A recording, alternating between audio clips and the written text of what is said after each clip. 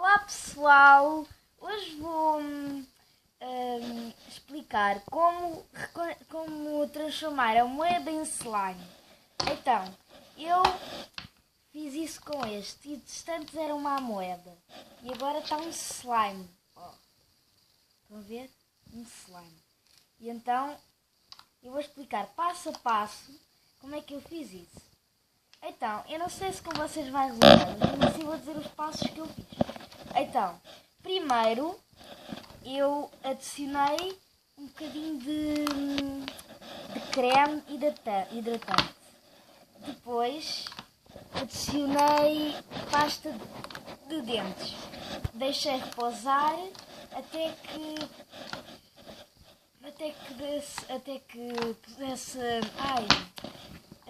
digerisse todo na moeda. E depois ficou um bocadinho mais molinho. Depois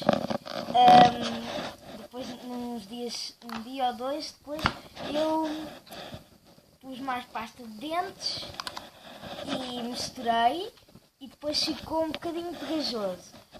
E depois usei ativador para ele não ficar tão pegajoso. O ativador é a solução para lentes de contacto.